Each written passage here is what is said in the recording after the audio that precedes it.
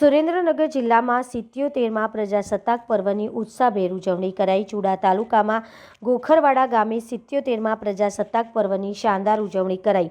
ગોખરવાડા પ્રાથમિક શાળાની વિદ્યાર્થીની કિરણબેન જાંબુકિયાના હસ્તે ધ્વજવંદન કરવામાં આવ્યું હતું અને રાષ્ટ્રીય ધ્વજને સલામી આપી હતી। ત્યારબાદ ઉપસ્થિત સૌ લોકોએ સમૂહમાં રાષ્ટ્રગાન કરી ગણતંત્ર દિવસની ઉજવણી કરી હતી।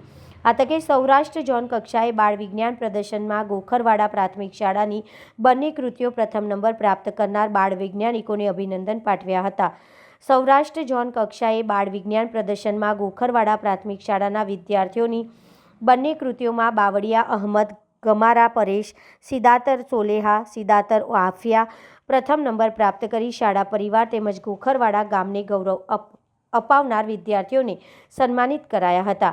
આ અવસરે શાળાના બાળકોને પ્રોત્સાહિત કરીને 1,75,000 જેટલું અનુદાન ગ્રામજનો તેમજ દાતાઓ દ્વારા આપવામાં આવ્યું હતું। ત્યારે શાળા પરિવાર તેમજ ગ્રામજનોએ દાતાઓનો આભાર વ્યક્ત કર્યો હતો। 26 જાન્યુઆરી 1950ના રોજ ભારતનું બંધારણ અમલમાં આવ્યું હતું। ભારતનું બંધારણ વિશ્વના લોકતાંત્રિક દેશો માટે પણ આદર્શ નમૂનારૂપ રહ્યું। પૂજ્ય મહાત્મા ગાંધી અને સરદાર પટેલ જેવા ગણમાન્ય રાષ્ટ્રીય નેતાઓના નેતૃત્વમાં આઝાદીની લડતમાં અનેક લોકોના બલિદાનો પછી આપણને મહામૂલ્ય આઝાદી પ્રાપ્ત થઈ છે। આવા સ્વાતંત્ર્ય વીરોને આજે આપણે નમન કરીએ। તેમનો ઇતિહાસ અને આદર્શો આવનારી પેઢી માટે સદાય પ્રેરણારૂપ રહેશે।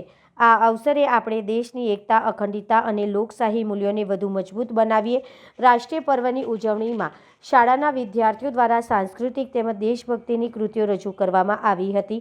આ પર્વ ગોખરવાડા ગ્રામ્ય પંચાયતના સરપંચ, શાળાના વિદ્યાર્થીઓ, શિક્ષકો તેમજ બહોળી સંખ્યામાં નાગરિકો ઉપસ્થિત રહ્યા હતા।